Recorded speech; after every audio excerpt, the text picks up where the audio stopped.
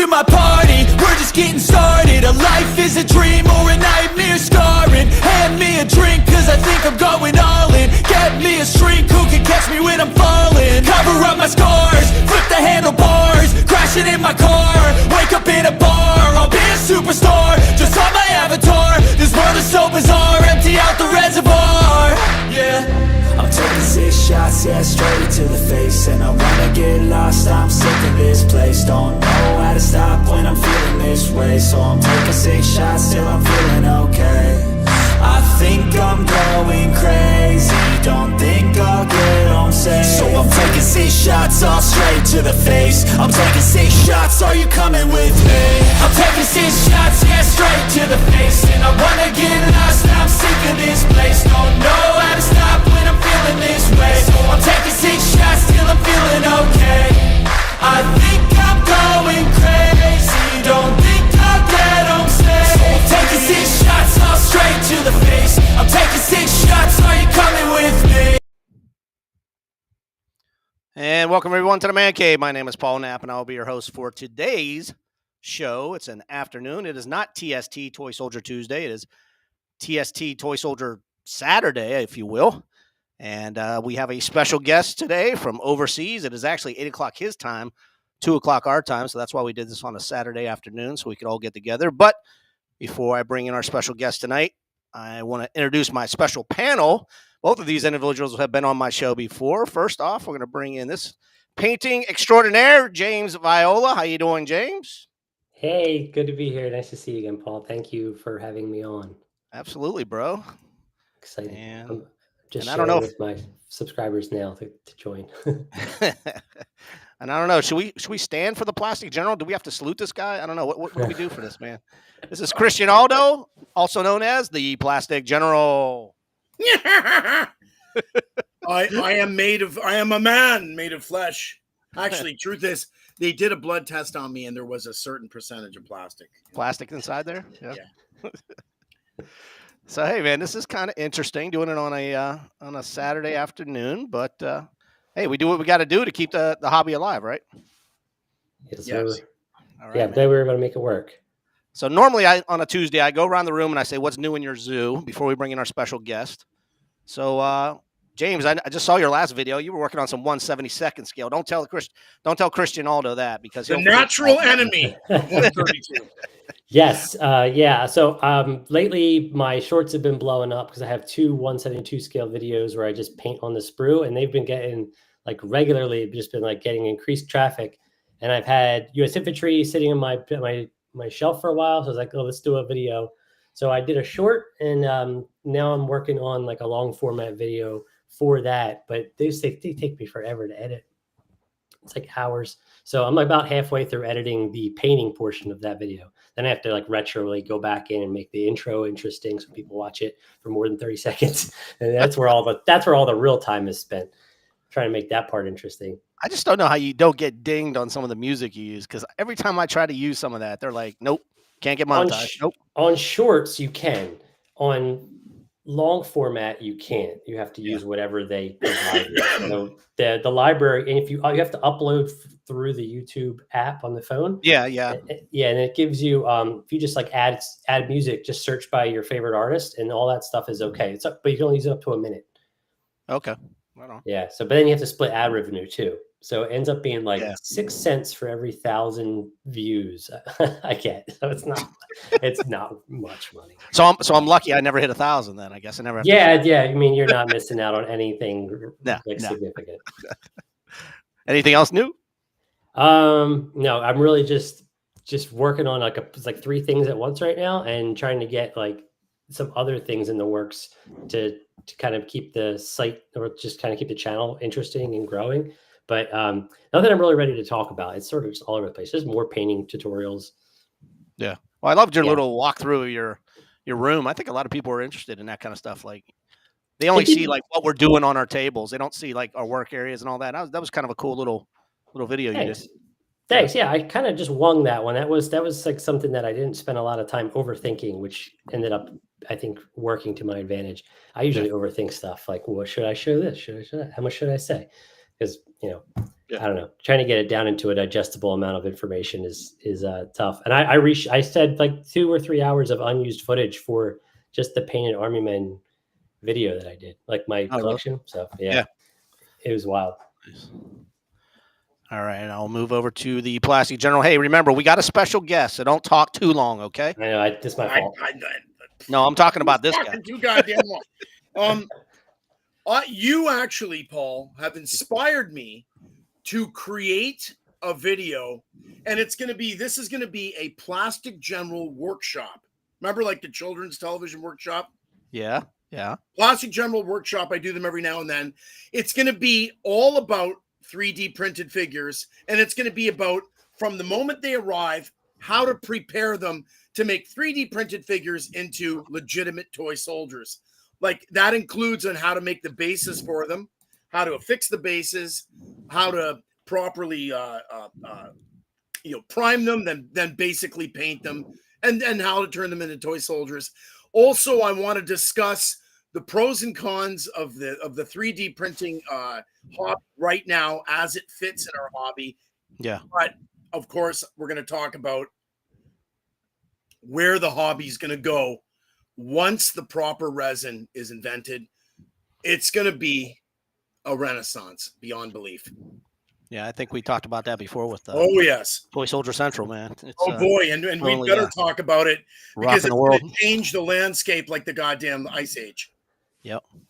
Hey, Bruce said he gave up his Saturday morning cartoons to watch the show, so I appreciate that, Bruce. Thank you. I appreciate that, but you've already seen reruns of Scooby-Doo and the Flintstones 1,000 times. So. Look who I got behind me here. I know, I see that. That's one of my co-stars back there. Is that? I was going to say, did you change his clothes, or is that the same outfit? Oh, that's the truth. Is I have 2 of these mannequins. Oh, okay. I just leave them dressed up. It's the other mannequin that's the Soviet scout. He's the most usable. Is that Waffen SS? Yeah. That's full from head to toe. Wow. I have a German paratrooper from head to toe, and I have my Soviet scout wearing the amoeba outfit, head to toe. Jeez, nice. That's awesome. That's really impressive. Well. Yeah, I would love to see that up close because I find so many references online for painting, but I'm like, I really wish I had something right here so I could see. But I need to order some sample fabrics or something like that. It's so cheap. There's a lot of people. You could either buy reproduction stuff brand new, which is shockingly inexpensive, or people they were collecting. How I got lots of my stuff.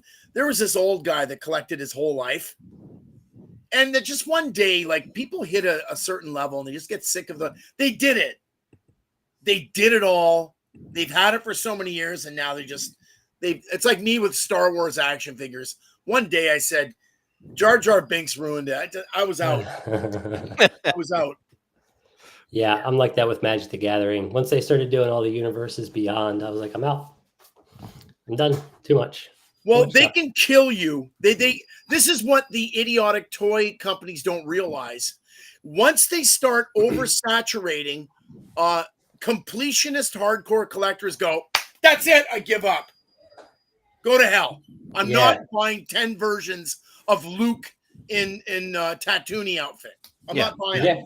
Yeah, absolutely. It's the same thing. I was big into card games, Magic the Gathering, collected it on and off for 25 years. And then once they started doing these collector box sets and really catering to a premium market with many variants, I was like, I can't do this anymore. It's like they're devaluing everything and nothing special because everything is special. That's right. If my dream toy soldier company releases 2 sets a year, and it's good to have about 3 different companies releasing 2 sets a year, so you have variation and slight style and surprise, but you don't want to be constantly, because there's a lot of us that are really devoted to Plastic Platoon, but I'm afraid of those giant waves that they release because the shit's so expensive.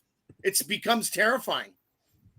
Yeah, if you want to get it all, yeah. A lot of us are just hanging on by our fingernails. We're going to stop being completionists. Yep. Pick and choose what you really want. Yeah, I do that with Hanomac. I just pick what I want now because they're too much. I mean, there's too many releases. No one cares Sure. anymore. Sure. Well, hey guys, we got a special guest who is coming to us Awesome. from Sweden tonight, and this was the only day we could lock him down. So I'm really honored to have him with us tonight. This is Toy Soldier Nostalgia YouTube channel, Hey. Jerry Hagberg. What's up, Jerry. Christian? So you don't like 1/72nd scale? Well, I sneeze. I crush them. Because I can't find it. You have But you have quite a collection of 170. can you guys see this one? I know what that figure is. I can identify him. What is it? It's because I love Plastic Soldier Review. That's from the Revell set. That's the Germans from the Battle of the Bulge. Nope. This is you. Carrie. What? Let's see. This is from the Italian set, Airfix Italians, Oh, and this okay. reminds me of you. Is he Oh, holding let's a see. rifle? You got to get that way closer Oh, to the that camera. guy. man. Yeah. Okay, sorry. It's just the way I thought that was a he's Panzer walking. He's Faust. walking very energetically, with a purpose, Oh, moving. It's just when I see it, I was like, "This is Christian Aldo." that's Yeah, what I Chris thought- says all the time. I thought it was a German assault trooper or a medic carrying a stretcher. at Stretcher, first. yeah, that's what I I thought. Yeah, thought I it know was. that's so hard because I couldn't find the 1/32nd scale. I got too much stuff. I can't. I was gonna find the box of the 1/32nd scale and show Jerry. you guys. But Jerry, anyways, that's my Christian Aldo World War II toy soldier. Jerry, I gotta say, you and I have a very strong bond when it comes to immortalized nostalgia of a certain period, where like it's almost Holy Grail. Yeah, It is Holy Grail. yeah. Yeah. So I'm hoping you and I can machine gun back forward to some things I want to talk to you about. But anyways, Yeah, and I go have ahead. some questions for you as well, and everybody there as well. And I like you were talking about those with all the games and stuff as well, and the card games like Magic, and because me and my son, we play a lot of board games with the figure games, and they're doing the same thing with those. They're just this new 2.0, 3.0, and these new vehicles, new ships, new cards, and they're just killing the whole thing. Hmm. And it's a fun addition, I think, to Toy Soldiers, because I really like those Star Wars X-Wings and those that where it's already painted, and you can actually, the rules are so simple, so you can set it up, and it becomes like it's not a competition, it's a play with rules. Yeah. And that's why I really like those games, but they ruin it. So we buy the first edition. If they do some other editions, we don't even get it. we don't even bother. We just play the base games always. So. Yeah, Well, Jerry, I'm we'll so have excited to have you on my channel. Finally, we got you on. We got you locked on. I think we've been talking for probably about 3 months, 4 months. At This was the least, best. yeah. So we finally got it out. Hey, let me tell you, your YouTube channel, you have hit a home run with that thing, man. And Yeah, you really haven't been it's doing kinda it all strange that as well, long. but You really haven't been doing it all that long. 3 and years. 3 years, yeah. I Yeah. mean, that's in the YouTube world, that's not that long. But man, you're hitting a home run, brother. Yeah, well, it's just fun. It's just trying to be part of the new media and see what it's all about, and see, because I like YouTube and that stuff, because I grown up in socialist Sweden back in the 70s. We had 2 TV stations, right? 1 and 2. And there's program directors, and they decide on a Saturday evening what everybody's supposed to watch all over Sweden. This is what's fun. Between 9 p.m. and 10 p.m. everybody's going to watch this. All 7-8 million of you are going to watch this, and you're going to laugh at it. And I never really liked it. And that's when I've been watching YouTube for 15 years maybe, because then I choose, and then I can find people like you guys, which would not be on public TV. None of us would be, because it's not interesting to a big audience. But and that's why I like YouTube, and that's what I wanted to be a part of it, because it's the new media where everybody that has something to share can share it. Yep. And if you're doing it for real, I think you'll find an audience. It's not going to be big like Mr. Beast or something. Yeah. But even doing stuff like we do, we can actually get an audience, which is kind of stupid, because I mean, we're all guys looking at plastic toy soldiers. There shouldn't be an audience at all, but there is. And there's no program director in any country, in any place on the planet, that's going to say this is good entertainment. But then, surprise, surprise, it actually is good entertainment. So yep, Oh, definitely. that's what I'm kind of doing. I find that there's a lot of people that are not toy soldier collectors that always watch my show. Mm-hmm. Always. And they Yeah. find it really fascinating from a distance. They actually like it when I go through the poses one at a time. Mm-hmm. It blows my mind because I find that to be the most boring part. Yeah, because I thought my channel was going to be a collector's channel, but it isn't. I stopped being a collector's channel. I still collect, but it's like you say, 90%, 98% of my comments are not about collecting. It's people that just randomly find my channel, same age as us. I guess James is a little bit younger, Did but you ever look at your demographics and look at? I have a surprising percentage of women that watch my show. yeah, like 5% or something like that. I Like, don't know how no, many mine's yours- higher. I'm like, what? Wow. What women are watching Toy Soul like Plastic Oh. General? That's Well, they amazing. call I you have- big sexy. That's why. How is it for you, James? Do you have what's your percentage of women? Women. Oh gosh, it's really, really low. It's Really? Because you're like oh, a yeah. model, dude. You look like a freaking model, man. Come on. No, I don't think that. No, well, okay. So it says, well, the last 28 days, 22% female, which was not the case last time I checked. Wow. You got to start doing it with no shirt on. Yeah, Well, you know there what? I go. started showing my face more, but I wasn't always showing my face. And then I'm like, oh, my grandmother always says I'm handsome, so I might as There well you go. try. Grandmas Yeah. know. Grandmas Yeah, know. she does. She really does. No, I really most of the time though it's like primarily males over 35, like kind of Yeah. 35 to 65. But then I get a lot of kids messaging me too. Like just a lot of kids ask me to send them stuff for free. Like, hey, can you send me toy soldiers? And I'm like, no, I can't. Like, where's your sorry. mom? I hate it when people say that the hobby's really old. There are tons of people that are in their 20s and 30s that like toy soldiers. I don't buy that. The majority are older, but there's still tons of young people. Yeah, Just the it's a whole, good mix.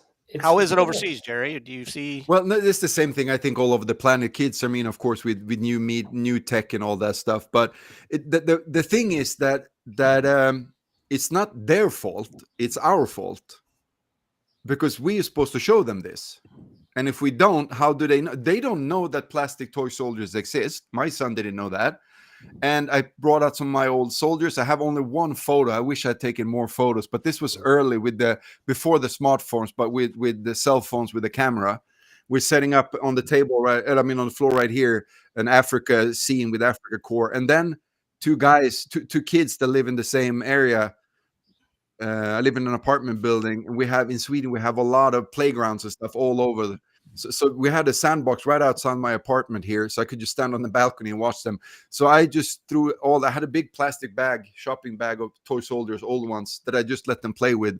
And they played for hours. You just have to show them, those green ones go against the blue ones because they were matching 8th Army with Africa Corps because they were all beige, right? Yeah. So they were with each other. So I tried to explain, no, those are Germans and those are British, and you explained it. And then they start playing, and they started incorporating computer game things. As far as I guess I did that as well when I was a kid. It took them about sometimes 2 hours just to set it up, make the rules, how they're going to play the game. And that's what's so important with playing things outside games, because you have to make rules, you have to agree to play and how you're going to play it, and so it's so important. But it's our job to show them toy soldiers and toy cars and what it is you can do, except for just video games, Right. And Yeah, human interaction. So you're not just sitting behind a computer all day. yeah, because this social interaction we are all the time. It's not a computer game deciding when you play online with other people. The computer, the game itself, that sets the rules, it sets all the parameters. But in play, it's not supposed to be that. They're supposed to set their own parameters. So I did that a lot with him, and I bought a lot of toys, and a lot of kids came over and they say, your son want to play? Sure, he wanted to play, and they of course always took all our stuff, or our diecast cars, from the movie Cars and toy soldiers and stuff like that, because they didn't have anything. Their parents didn't buy them even Nerfs. Oh wow. There are a few great allies of the hobby, like the video games. What it does is it indoctrinates them. So does the History Channel, watching documentaries. A lot of these kids, once they realize that there is a whole hobby of a certain scale, and they can start digging a period, and then they realize, oh my God, there's like 20 different sets of like a Civil War or like British infantry or whatever. Once they start digging it and they get bitten by the bug, then it Yeah. but they don't know it exists. Yeah, but you have to start before that, though. You have to just start with the soldiers and just play Yeah. in a sandbox or in the garden and just get them a bunch of toy soldiers and play. It's brown against green. Just they understand it. They've seen it. They, like you say, some computer games. They know what playing war is, and playing war is not killing each other. It's making rules, strategies. It's the whole structure of the thing. Sure. I prefer to I invented a game that I play by myself, but the rules that I made, I based it. The figures have power based on the pose. So a figure firing is worth 3 points. Sure. Throwing a grenade is worth 2. Standing around with a canteen is worth 1. And then someone working a heavy weapon is worth 4 points. Yeah. So that's the same. You set it up, it unrolls, and you flip the coin to see who's winning. So the same thing when I was a kid, when we traded toy soldier with each other, it was the same system, Heavy machine gun was worth like 4 standing soldiers when you traded with friends. Right, yeah. But James, so you said because my son is 17 now, you have a younger kid, you said, or he's 4.5. He likes animals, really. Like, he likes animals a lot. So he comes into the office and he'll pick up the toy soldiers and stuff, but he'll just kind of smash them all into a ball. And then like walk away. But if there's animals and things, he'll like line them up, and he likes he knows dad's toys, or like the models are not things to be smashed. So he's pretty good. He's been learning since he was really young how to handle them and stuff. But then like to my left, I always leave out like dinosaurs on the table. They're still models, but he likes to set them up and line them up. And then he brings up his toys and plays with me on the floor behind me. Right now, he's really into Pokemon. He really loves anything with an animal or like weird thing where he's very creative, and he loves to act it out. He loves to go to the park and like pretend. He likes to pretend that we're birds and fly around. He's so much fun. He's so silly. So we sometimes I'll take extra army men I have, because I have like those really cheap reproduction ones, and we'll go and we'll set up like a little battle, and then we'll just leave it there, and then whoever gets it, like some other kid can come and just pick it up and play with it, or leave it there for the next kid. We've done that. Yeah, we've done that 2 or 3 times, and it's been really fun to just sort of set it up, take some photographs, and then next time I'll do it, I'll actually take photos for the channel. So whenever we're together, I forget like to take photos. They're like always of him, but yeah, I should take them for the channel, because last time I left like a bunch of pink plastic Japanese, and I think there was a bunch of silver Germans I had that came in this. I don't even know where I got them from. I did some yard sailing a couple years ago and picked up bags for like really cheap, but they're like all those 70s sets where they would just any old plastic color that was available. Yeah, they're like they're like Matchbox repros, I think, and they're all smushed and like bent, and like their heads are too long, and they always have these big concave chests, and they never stand upright. So I was like, oh, we can definitely like just take these and play with them, and then we'll leave them there for the next person. And every time I've gone back, they've been gone. So it is a little fun thing to. It's kind of. I like that with the animals. My son, of course, did the same thing. A lot of dinosaurs, and I try to be. You just sometimes help them see what you can actually do being creative. So out in the sandbox as well, they had dinosaurs, and him and his 2 friends were playing with those. So I brought out some just plastic film, cling film, and dug a trench and poured water in there. So they had a river, and we started cutting some branches of the bushes and made a jungle. That's cool. Like a forest with it. And I did with those, with the early iPhones, you could do those with the iMovie. They had the pre-made movie trailer thing. So I did like a movie trailer of the dinosaurs. That's really smart. I'll have to do that. Like, what? This is a movie. Yeah. That's our cool. Dinosaur. We're playing with them right now. So it's a lot of fun if it just because I like to let my son, when he got a little bit older, like 7, 8, just let them work it out and play. But I try to at least inspire them and let them know that you can do a lot of fun and cool stuff with this. Yeah. Mm-hmm. Hey, Jerry, you're getting some questions in the chat room, but before we get to those questions, can you just tell my viewers that may watch us later, like a little bit about your channel? Maybe they're not subscribers, and just tell them a little bit about your channel, how you got started, how about collecting. Hi, my name is Jerry. I know. I think I started doing that because I like a guy called Rick Beato. I don't know if you've seen him on YouTube. It's a music channel. I'm a musician. I play drums for like 45 years now or something. Is he the guitar player? So what? Is he a guitar player? Yeah, he's a guitar player producer. Rick Beato. He's really good. Okay. Older Really guy, good right? channel. But anyway, so no, I started the channel. I started collecting 2001, 2002, something maybe. I discovered eBay. A friend showed me that you can buy stuff from all over the world, and he was a collector of just cool, tiki art and stuff like that. And for some reason, the first thing I don't know if, I hadn't thought about Airfix toy soldiers for many, many years. The first thing I typed in on eBay was Airfix. So that's kind of just, it was just, my brain just said, if there's something I want to collect, it's got to be those guys. And, there was a lot of Airfix back then. There is now, but I think there was even a better 10, 15 years ago, there was a lot more available on eBay. Now it's a lot of people just selling the new stuff, having their own little shop. So I think it was a little bit more fun about 15, almost 20 years ago. So I started doing that, and anytime I do something, I kind of do it a lot. Yeah.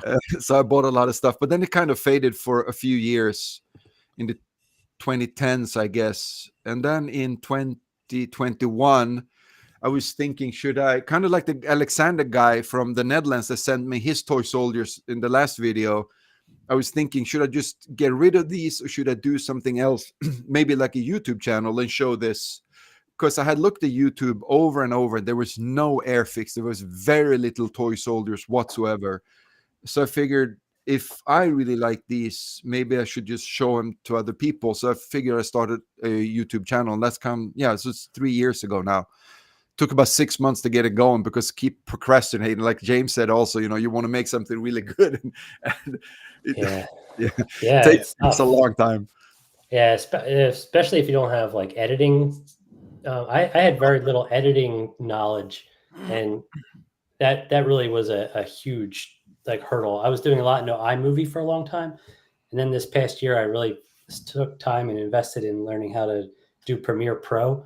I still can't do like a ton of like fancy stuff with it, but my process is a lot more streamlined now, and I'm actually able to finish things, which is nice. Couldn't do like, there's just a lot of limitations, like with typography, like what I could do with that, and where I could move things on a screen was very frustrating with iMovie.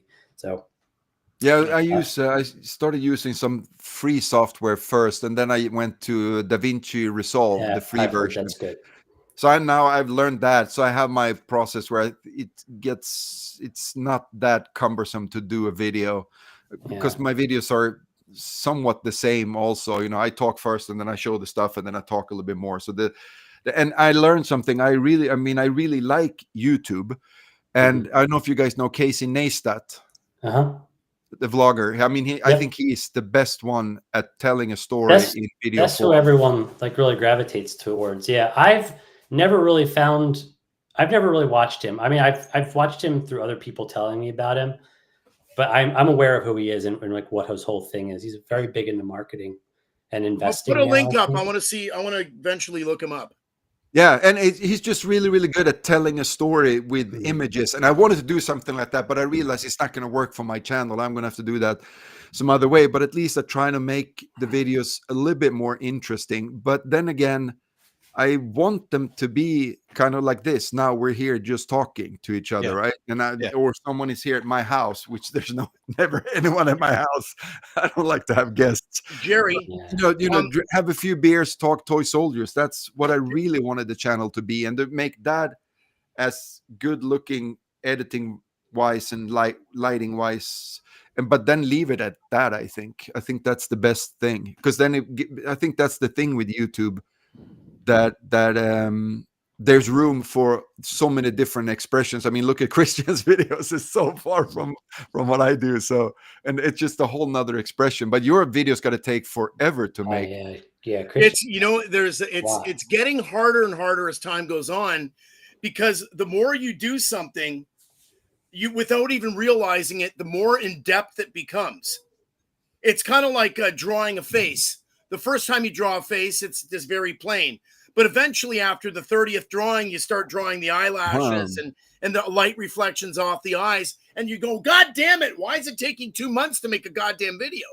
It's just because Yes, you're getting better and you're not realizing it. I liken it to bricklaying. It's a good analogy too, though. Drawing the face is a good one. I think of my channel like that. As like every video, like especially the shorts, everything is like another brick in this house that I'm building. And like some things are going to perform better than others, but really what I'm trying to build is a catalog of creative videos. And they're just like, they're largely like, they're almost entirely painting tutorials, but I'm trying to work in other like things like other creative aspects as well through the editing, like Jerry said. Just try to make them more engaging and visually interesting with like music and audio. And like I play guitar, Jerry, so I have my guitar next to me, so I'll just play and do the background music sometimes. And it's not because of copyright. I'm usually just like playing scales with a bit of rhythm. But between that and then the video editing and the shooting the video, it's like all these different skills that I'm trying to keep at the same level and progress. And then like you said, like just keep adding and adding and adding. And let's just keep laying another brick and trying to build up. So right now, I think I have like 220 videos, but it's like now that's in 2 years. So hopefully in another 2 years, I'll have more than 400. We'll see.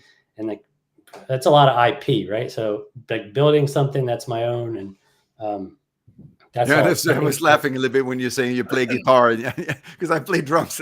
It's not going to be very good if I make. No, that's not really going to. I mean, like just like gentle. Hey, Jerry, listen, we have a rare specialist here on the show, Jerry. I really want to ask you some serious questions about your specialty in Airfix.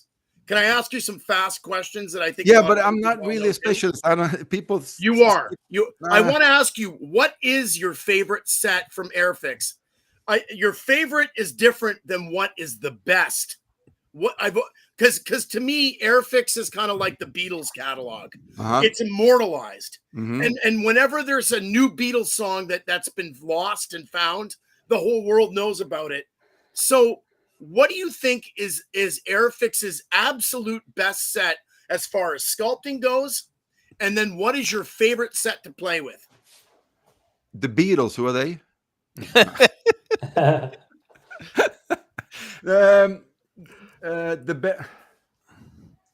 Wait, I'm going to write down my answer to that, and then I'm going to. There we go. There's going to be competition with you guys. Well, I want to write down mine. Then I'll see. When I say the best, I mean technically the best. The best set as far as sculpting goes, the Airfix. Yeah, I know my answer.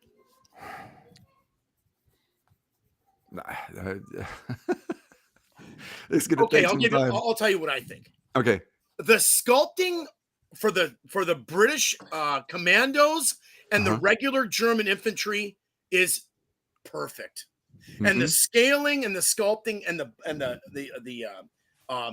that sculptor was their superior sculptor.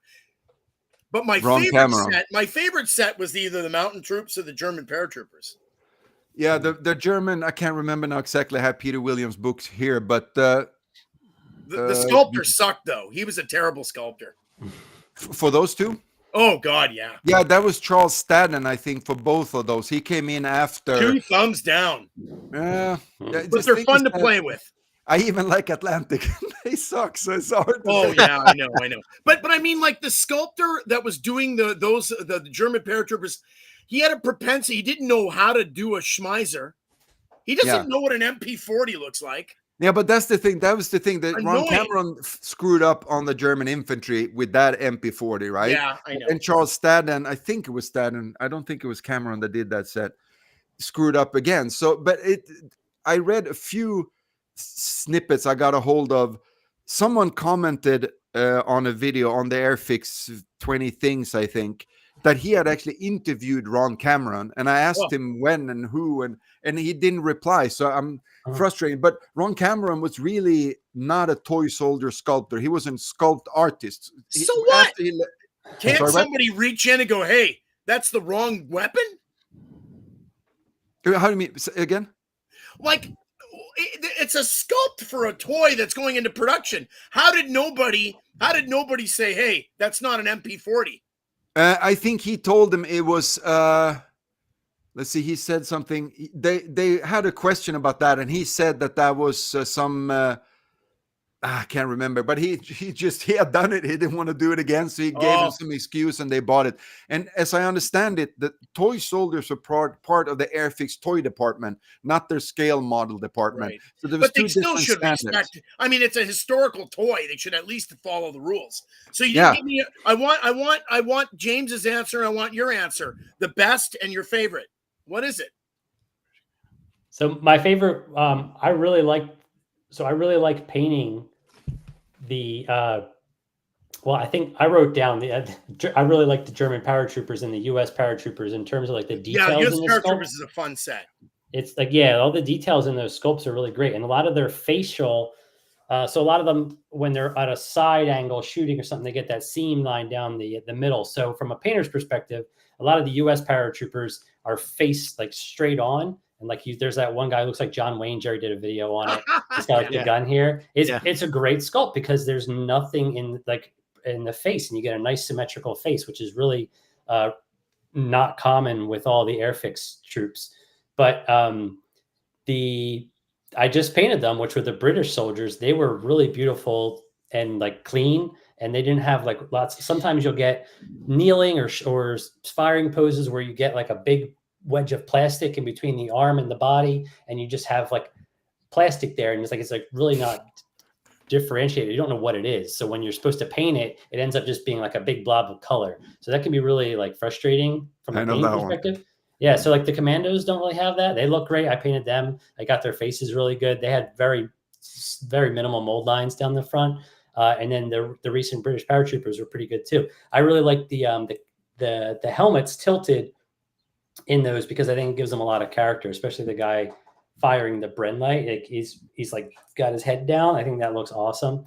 But I really like the guys in the commandos who are kneeling down. I think they have Bren lights too, but they're like firing kneel down. They just look like they just have the best, I think, sculpting to them. There's just because they don't have any of those weird. Which set?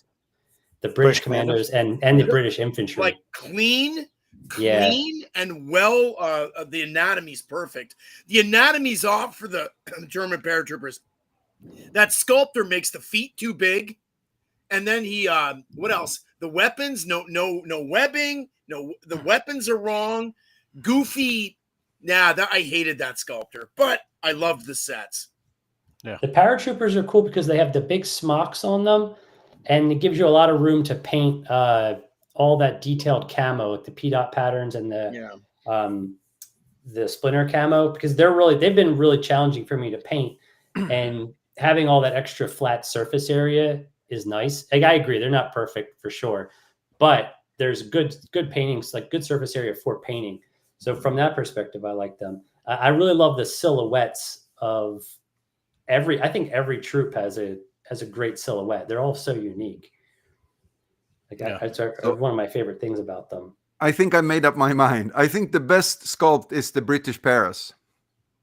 British paratroopers. That's the first thing I painted for the channel. Yeah, because yes, agreed. They're right. They're the same sculptor as the other two I named. What? They're from the same sculptor that did the British infantry. Sorry, the German infantry. Oh, the British infantry is a perfect sculpt also. Mm-hmm. But I like there's some variation as well, as you have the officer and the sniper. It's the only sniper ever in an Airfix set. And though they have the berets while the other ones have the helmet, that almost never happens in an Airfix set. So it makes it a little bit different. But I think all the radio are really clean, very nicely done. The Denizen smock that they're wearing, I think that looks pretty good. And with the webbing and everything and the weapons they're fielding, I think that's the best sculpted set. But yeah. And the Eschi British paratroopers were the perfect match. I don't have those yet. I only have the German now. Yeah, I have the German infantry. The German infantry is a great match, but I mean the British Eschi and from Eschi and Airfix, the British paratroopers mix beautifully together, and same with the Eschi US paratroopers. They mix perfectly with the Airfix. Okay. You've got to buy them. It's not negotiable. No. You must own them. Together. But on eBay, they're mainly in the US, so it gets so expensive to get them over here. So what? So I'm taking a little break on collecting right now over the summer. I'm going away to a Marine base in a couple of weeks to work with the armed forces, and then I come back and go back to my regular job. I'll start looking again for the fall. Summer, I got to do other stuff than sit on eBay. Okay, here's a Just question. If endless you're, scrolling. Say what? why did Airfix drop out the dead guy poses? The only one that has a dead pose is the Gurkhas in 1/32nd scale. No. In The 1/32nd. American, the paratroopers had the guy going like this. Remember? Which one? Oh, you mean? But he's not dead. He's getting shot though. Okay. Why Gurkhas did had the guy lying Airfix? on the. Why did Airfix? Was it they're afraid of parents accusing them of being violent toys? They had the dead Gurkha. They had the U.S. paratrooper that went missing. Was there a third one with the U.S. James, you got that Marine set? figure? this is CTS though. This Oh, is that's an CTS, Airfix. Yeah, that's a different subject. But That's I was completely. going to say, wasn't there a German paratrooper who was dead in Airfix, or am I No, misremembering? Wounded. Just wounded. Okay. Yeah. Wounded? The Paris is a wounded. I can't remember now for the 170 because the 172nd scale always had more figures, and I haven't really collected a lot of the. I got the set here. I haven't really collected a lot of the 172nd, even though that's the one I bought the most as a kid, the 172nd scale, because it was cheaper and I could play with it. You get more. Yeah, more And for your you're money, right? smaller. When you're smaller when you're a kid, therefore the figures feel bigger. Yeah, and also I have better eyesight, so I can actually see. Yeah. Now I can't see the figures anymore. I can't remember if the Germans have a.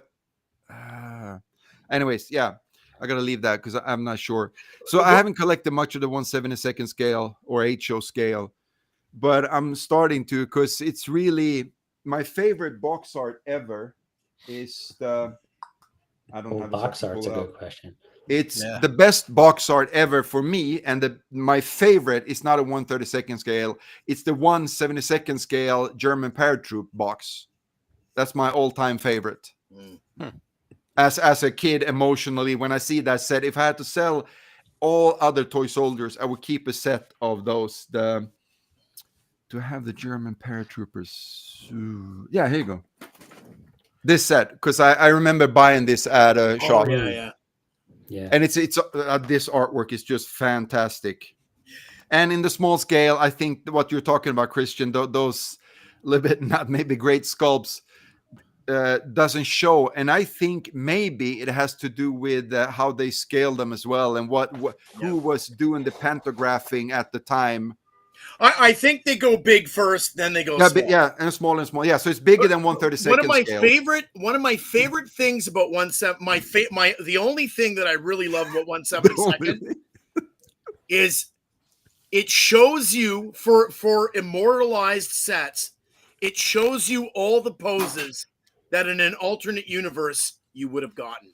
Yeah, I know. Yeah. Oh, it's so frustrating and regretful. Yeah, we got a lot of questions in the chat room. I know you guys. Okay, can talk I all can't day. see those. Yeah. We got people watching, and the questions aren't getting asked. Okay. Now, I don't want to lose our see people. them, or But, do you pull them up, or? No, I'll just ask them to you. So we got Bill Molyneux from Bill's Ward Game World. He has a question about Airfix combat packs. Do you notice them drying out and breaking, being very brittle plastic? Did they use a different type of plastic? The to your combat knowledge. packs. That's what he has here. Bought Airfix combat pack. Oh, you mean? Are they dried out? Did they you use mean a the big type ones, the big combat packs? I don't know if it's the 1/72nd scale or the 1/32nd scale, but Because they also had those that were more like model things with the Guadalcanal and different ones. You know, they had the boards with them. yeah, but those were smaller scale, weren't they? Yeah. So Yeah. if you mean You know, those, Anything that you bought that is brittle that's breaking quick or no? no, only these ones. The first British paratroopers. Those are the only ones. I have almost nothing that breaks Okay. that I buy. Well, there you go. I had marks. I had some marks. Marines that crumbled on me. Were they original or reissues? They were the reissues that were early reissues. Yeah, I've noticed that with reissues. I've never had it happen with the vintage stuff. Paul B had a question about 3D printing. What's your take on that? And that can go to any. that could go to anybody, I guess. Yeah, are you a collector of it? You're not really a collector of 3D. No, I bought a new 3D printer, resin printer. I had one before, and we print those 28 millimeter figures for wargaming, me and my son, and we also try to make them for family members for presents. So he painted them for a few people around in our family. So I like 3D printing. I really like it that you can just push a button almost, and then you can get a thing. But I find that the sculptors of the 3D files are not even even close to the classic sculptors like Ron Cameron, Niblet, and even Staden, and those guys. They I don't know. They're all too much in line. They don't understand the dynamics. That's why also, I think that's why Ron Cameron that did most of the 1/32nd scale for Airfix, because him and a buddy used to rent uniforms to take photos, just like Brian Knight did for the cover. Do I have that one? Yeah, let me get this. I see the combat pack he's talking about. It's right behind you. The 2 red boxes. The one behind me? Yeah, the 2 red boxes. Yeah, no, those are just the regular packs in them with the regular soldiers, and I haven't any seen them breakages in those when you buy them? So what? Any breakages in those? Any brittle plastic? No. Nope. It's just me breaking them when I get too excited setting it up. I break some of the tabs on the buildings. Come on, my chest. Wait a minute. There we go. This one is kind of fun because this is in one of the books I have. This guy here is there you go. It's actually the artist Brian Knight. Oh, wow. Oh, wow. There's a photograph of him in his kitchen with something like a helmet like that on, and he's holding a broom. And his wife took the photo of him in black and white, so he can get the what do you call it? The pose looking natural, like a real person. Sure. And that's what I mean with most of these 3D sculptors. If I'm like James, you do wargaming, any kind of like Warhammer or something like that. Yeah. And some of those guys, if you go to like My Mini Factory, one of the big sites, we actually pay for the files. Some that make the fantasy ones are amazing artists, 3D artists. But so far, the guys making the toy soldiers, like, what's his name now? Bill Farmer. I know Spira Prince. So what? I was going to say Bill Farmer did all the Matchbox. Yeah. Crazy about his sculpting. But I love his figures. Bill Farmer is with the big heads. Yeah, the big chin sticking way out. They look like Mussolini sculptures. If you took away 3D printing, who would be your best sculptor nowadays? Was it engineer? I don't know any sculptors at all. Bassett? I don't know who's sculpting these days. We don't Bassett? even know if there's a real sculptor sculpting Plastic Platoon. We don't know. I think what they're doing now is they're doing a rendering. And then a good artist goes in and cleans it up digitally. Maybe, yeah. That's what's happening. It's all AI, huh? His name is Koziak or something like that. Spira Miniatures. I think. Did you buy some from them, Paul? Spira, yeah. Yeah, they're from Sweden. Yep. Oh, I got a ton of their stuff. Because they're printing his figures on the license to sell. And I think he's really, really good. He's not an artist, is he? I mean, is he? I think his wife is the designer. Oh, really? For Spira? I think so, yeah. Yeah, but this is another artist. You can buy his files separate as well. They just print them if you want to get the printed figures. It's a printing service when they do the Is it Koziak? He's from My Mini Factory. Well, who's engineer as well? So I talked to him a little bit. I'm going to buy some files from him and print them. Yeah. Just to be able to see the difference. Christian, who's engineer Basovich? That's sculpted. That's sculpted. You were mentioning before, Jerry, that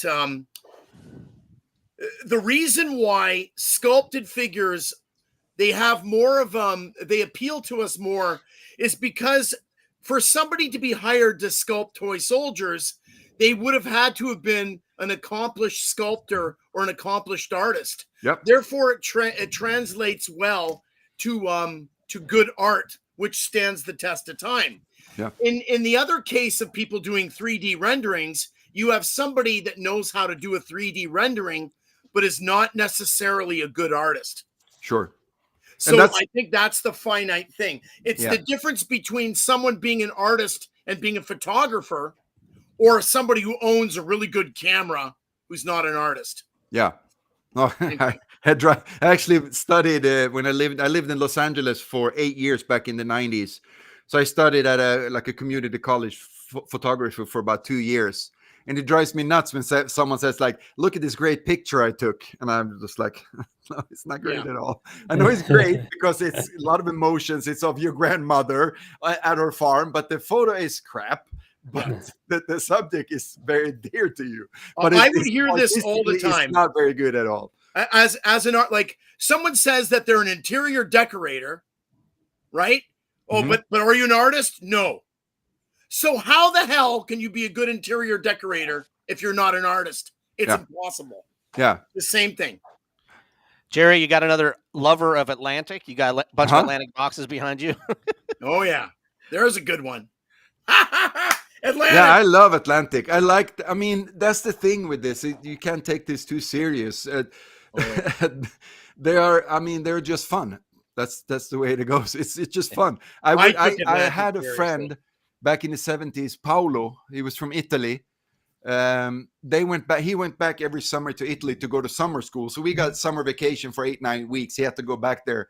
So when we started playing with toy soldiers, he said that there was back in Italy, there was toy soldiers that were like dirt cheap. So I gave him like a coin. I can't remember how much it was. And he brought back 2 boxes. And I still have some of those figures. I don't have the boxes. And those were the 8-show scale Atlantic. And that's their actually main thing, I think, was doing the 8-show scale, 1/72 scale. And I mean, they're actually the only company. I mean, yeah, sure. Airfix did some of the ready-made large vehicles like the half track and the Cromwell tank and stuff like that. But not many companies had, put together. They weren't even. I mean, they were soft plastic, so they weren't models. I love the box art from Atlantic. Yeah, some of them vehicles are kind of weird. Box art is best. So this is. I mean, it's just so much fun. Atlantic is just so much fun. James, have you ever painted any Atlantic stuff? No, I don't own any. I have because it's kind of weird when you see it, man. You have to paint it, otherwise it's not good enough. I was gonna say, seen the looks so weird. sculpts. I've seen the sculpts, and I've been like, For a little bit there, I was on a kick to maybe find like the ugliest sculpts I could and try to paint them cool. And then I did a video on it, and I ended up just melting them. I saw that video. I knew them, and people didn't like that, and I was like, all right. It's like I was like, okay, I was just trying to have fun, but but it's cool how you could take a dollar store figure and really paint it up and make it look half decent. I mean, I guess I thought they didn't look good, but people kept telling me they looked great, and I was like, well, I guess maybe, but I guess just putting a little bit of time into them, you can make anything look good. What, they didn't like that you actually torched them, or what? They didn't like that I torched them. Yeah. Oh, because I was gonna do. I wanted to do, me and my son. We shoot quite a bit. He's a pretty good shot as well. I wanted to do like, I have an AR-10, 7.62 .38 Winchester. So I wanted to do. We have a 500 meter place where I can go. I wanted to see if I can hit a 1/32 scale at 500 meters. I think that would be fun to watch. Maybe people would be mad that, because I was going to do like Chinese copies of something, but. I feel like some people are a little bit too precious about certain things, especially the stuff that, is supposed to be cheap and just like cheap and readily available. So I was trying it's a part of me with the video was trying to show people that I wasn't holding them like too close to my heart, like that they were so precious that I couldn't do something like that. But like, I try not to have too many attachments to things, but I do love painting. And as I was painting them, I was like, I don't know what I'm going to do with these because they're kind of goofy. I was like, they might make a funny video to just like, and I've always like enjoyed. There's another video that has millions of views on YouTube of someone just melting the plastic. So like, oh, let's try it and see what happens. But it did not go over well. Because that person's probably not a toy you're going to cherish the most. Yeah. Who's that? The first one your son makes. Oh yeah, definitely. He loves painting. He has some wooden toys he's painted. He's like that. And I bought him some unpainted plastic D&D miniatures, and we slapped some paint on them. And but he's still very much in like the creative phase right now, where he just likes to pretend. He likes the idea of doing things and not so much the. Yeah, he's very young, so he's supposed to be at that. Yes, but I love it. He just makes me draw all day. He's got the whole family drawing just all day we're drawing We stuff. did that. This is what my son, I can't remember how old he was, but I guess it's some kind of a Oh, that's so Spitfire or cool. Hurricane. That's pretty good. Oh yeah, I love that. It looks Yep. like a warthog, the bottom one kind of. Yeah. Yeah, that's I'm so not cool. sure, but yeah, so these are on the shelf, of course. That's great. Yeah. They have James, to be. I have a big stack of his drawings as well. We used to do when me and his mom separated. We had a big house. I bought an apartment. So in the kitchen, I set up 2 of those IKEA bookshelves, low ones, and I had only for him to do, arts and crafts and whatever, paints and wood sticks and glue and whatever. And if he had used the dining table and he was still working on something, we'll eat by the TV, so he didn't have to interrupt his So funny, whatever man. he was building. We do the same thing. We have a kitchen island, and it's always a mess. Sorry, Paul, you were going to say something. I have a question for Jerry about Okay. Airfix. Oh, we got a question from the chat room. Can you read that, Jerry? Yeah, Jerry collect Rush figures, Plastic Platoon, Hanumak. Never heard this. You're the best, but they're the best. Yeah, the Plastic Platoons. They are too specific. They are not. How can I explain it? I like army builder sets. So you can put them in any era, basically, instead of just No, but yeah, also North that Africa. you need, if they're too specific, that's what I talk about sometimes about Matchbox. You get 15 figures pretty much, and maybe 13 poses, and it ends up being, especially with Bill Farmer's a little bit more exaggerated faces, it ends up being more individuals. And I used to play with those more individually, if you understand what I'm saying. G.I. Joe. Whilst Airfix with 28 figures, and I mean, that's one of the strong points actually of Airfix, that they're not that good. Can you say This is what you're trying to say. Plastic Platoon creates one-off poses that you would only want one guy.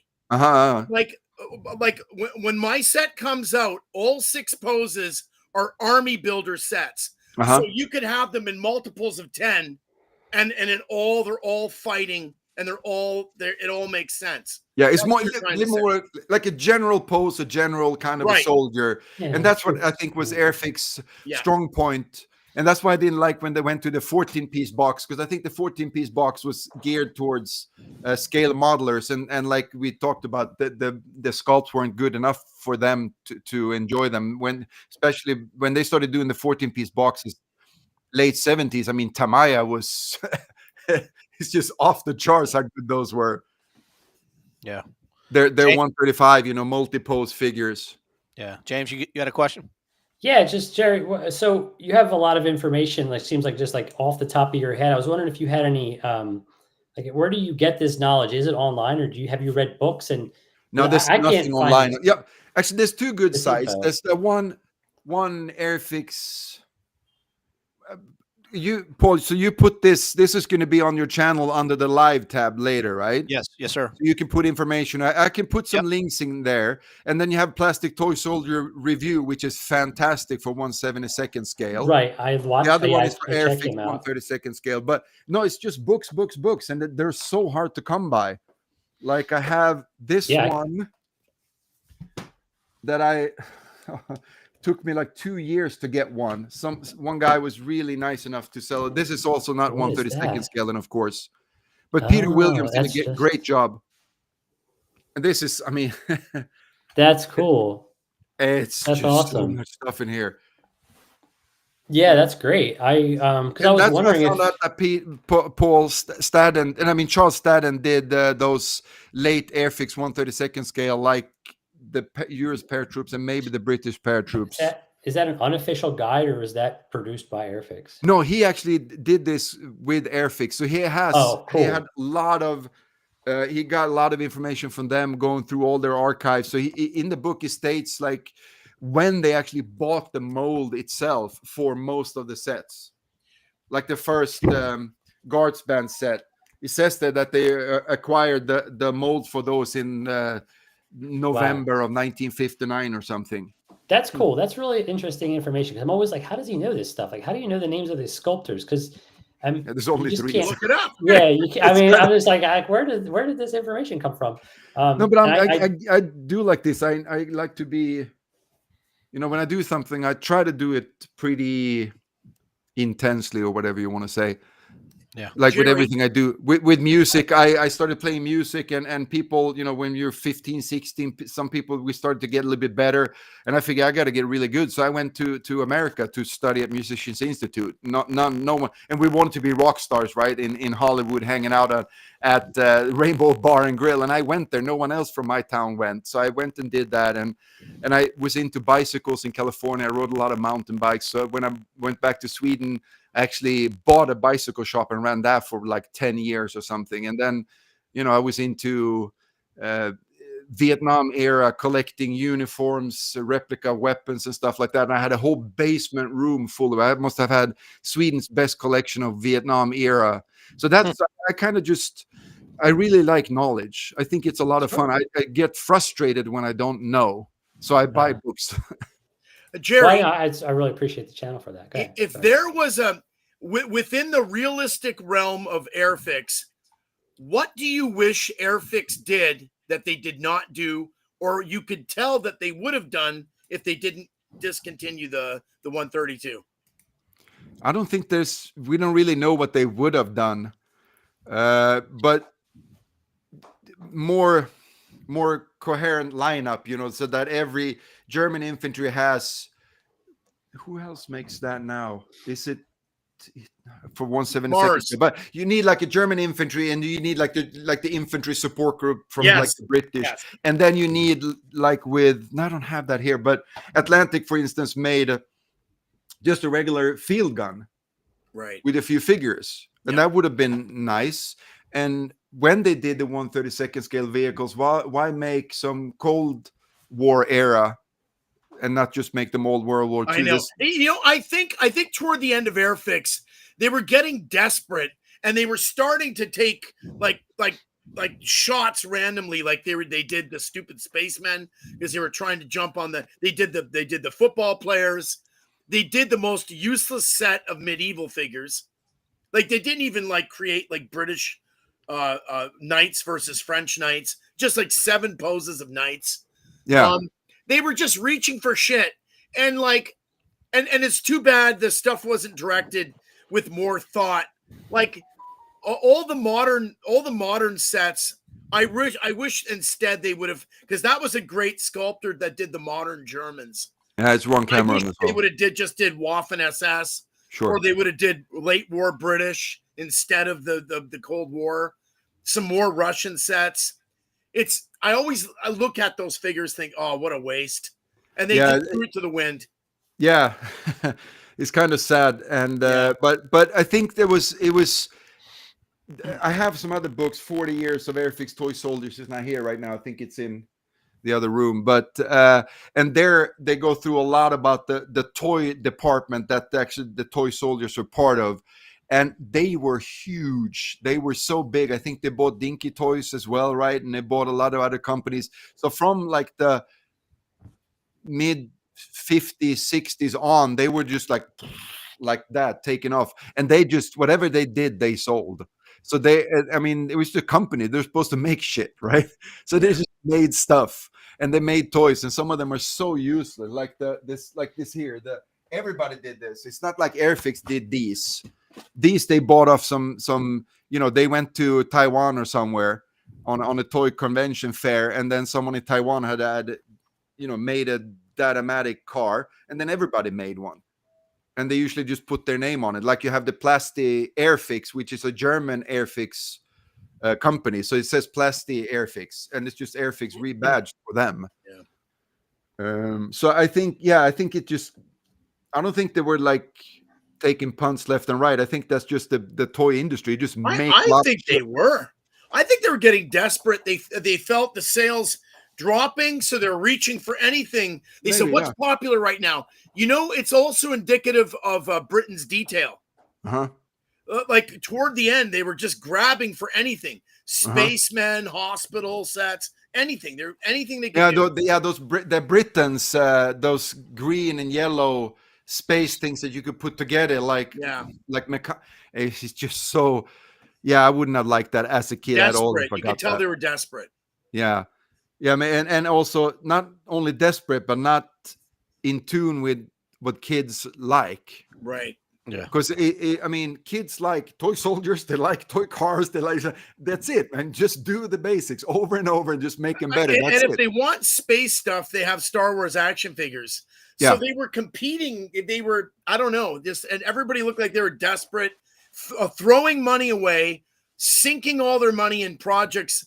It's almost as if people running the toy departments, like today, when you have toy companies, they're run by people like us who are actual collectors. Mm-hmm. But back then, they were just ordinary men and women running a toy department, and they're scratching their head, not wondering what should we do next. Then they're not really toy collectors. They're just trying to support their families. Yeah. And it's obvious to me. All right, Yeah. we got to get to one question, Jerry, Okay. and it brings in all four of us actually on this one, and it's going to hit home for two of these guys.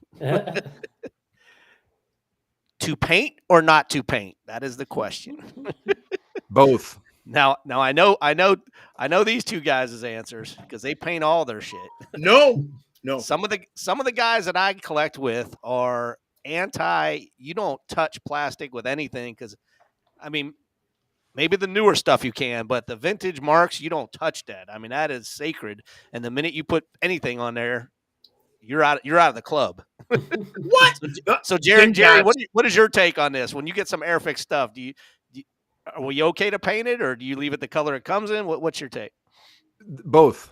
They're good enough to paint, so why not paint them? But I also want to have the sets like they were because that's how I play with them. I painted some when I was a kid. So what? You didn't paint them as a kid, or you did paint them as a Some. kid? I have some photos of me and my dad when I was like maybe 5-6 years old in the kitchen in an old apartment painting Japanese infantry. I don't know why he bought that. Maybe that was the only set that was, or he thought the box looked cool or something. So we're painting those with the humble enamels. Sure. Yeah. So every now and then I would paint it, but then again, I mean, they were so soft. So you figured if you painted 5-10 of those figures and you play with them, and then all the barrels, the paint were gone all of a sudden, and then there's no point of painting them. And they were so good. They were so good. The sculpts were so good that they were great to paint, but they were also so good that they were great to leave unpainted because they had texture. They looked like something, if you know what I mean. Well, yeah. For older for me, before the Plastic General, the only time I would paint a set is if they were casted in some unbearably ugly plastic. Mhm. Like when Italeri came out with those beautiful German and Soviet sets, but they casted them in like a off yellow. Yeah, the beige shit. Yeah. Right. Or like it was Atlantic. They made them in blue or something stupid like that.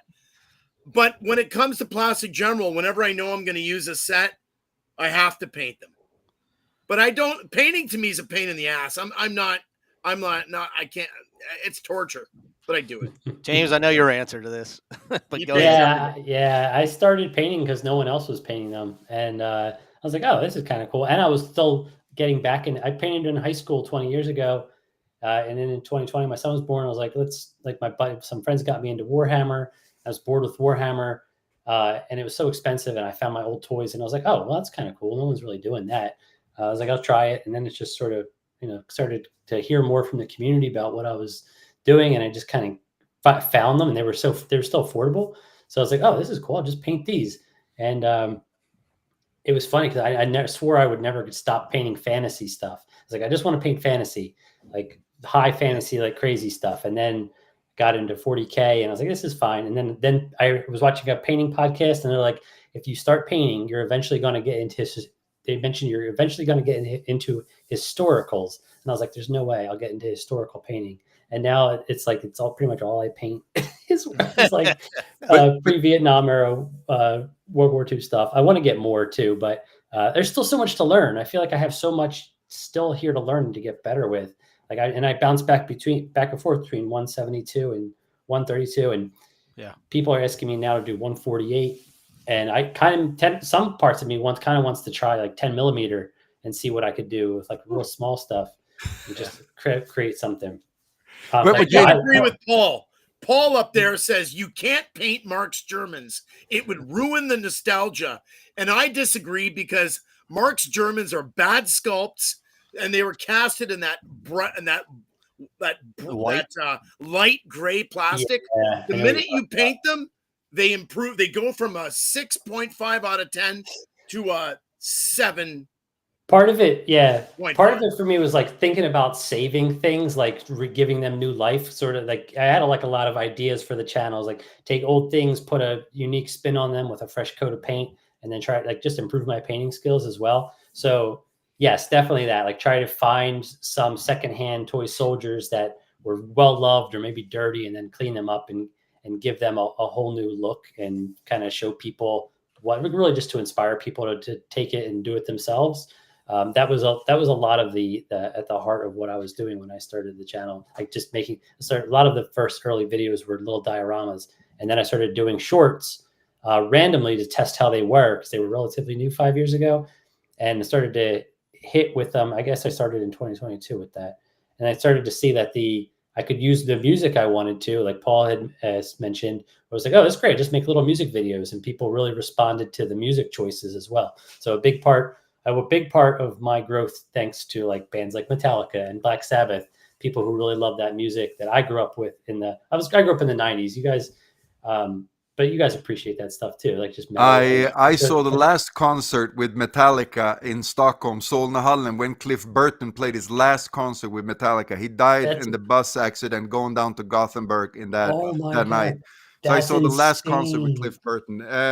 It was, I think it was Anthrax was the opening band. Wow, that's really crazy. What I'll year have to was follow that? up with you on that. What year? 84 maybe? Was it that? Yeah, I guess it was before. It was I was pretty born. early. It was after Ride the Lightning. Man. Yeah. So yes, yeah, Lightning tour, I think. Yeah. So paint them all day, slap some cool music on them, and get people inspired to paint them as well. That's kind of like the goal of the shorts, and then the long form content is to really grow my editing skills. James, you grew up in the 90s, you said? Yeah, I was born in 86. So I'm 39. Okay, so you don't have, there was no toy soldiers in your life when you were a kid. Oh yeah, I had a lot. It was mostly GI Joe though. Like I still found bags of Army Men, but they were like the dollar store or the checkout line in the grocery store. They had bags, but it was a lot of GI Joe in the early 90s. But the GI Joe, so the smaller ones or the big ones? 3 3/4. So the little guys with the plastic sprues with the guns that pop off, and the ones that came out when I was getting old, I got hand-me-downs, so like all the 80s guys, I still have them in the basement. They're in various degrees of condition, but a lot of mine were like they were branded as Battle Core, and then I really liked the Ninja set, the Night Force they were called, and then no, not Night Force, it was Ninja Force. And then there was the Star Brigade ones. Like these are like not popular versions. Paul would know, but they're like not super popular. You still get them on card relatively cheaply, but that's the kind of stuff I was getting. It's like seeing a lot of. But I also really liked like Power Rangers and Ninja Turtles. I mean, one thing I was thinking anything that was on TV would be kind of cool to paint those as well. Would that be possible? Well, yeah. So I have actually thought about that because a lot of mine are damaged and missing thumbs. So I have green stuff and some sculpting ability now. I was like, oh, I could probably repair all the thumbs because I've replaced the O-rings on all of them. And they've just been through hell and back on different missions, like in the yard, in the tub, at the beach. They've been through everything over when I was growing up. So it's like there is something to, if I could figure out, or like, if the painting stuff wasn't so focused, I was like, I could bring those in and potentially do like try a restoration on one of them and see how it goes. But some of them are in pretty rough shape. Like they were just chewed through. Like one got hit by a lawnmower. So there's like stuff that's just not coming back, but I still have it all. And then there are there's some like Lantern Core guys. I have a lot of those. Those are more cheaply made. They have bigger heads, right? And everything is broken on them.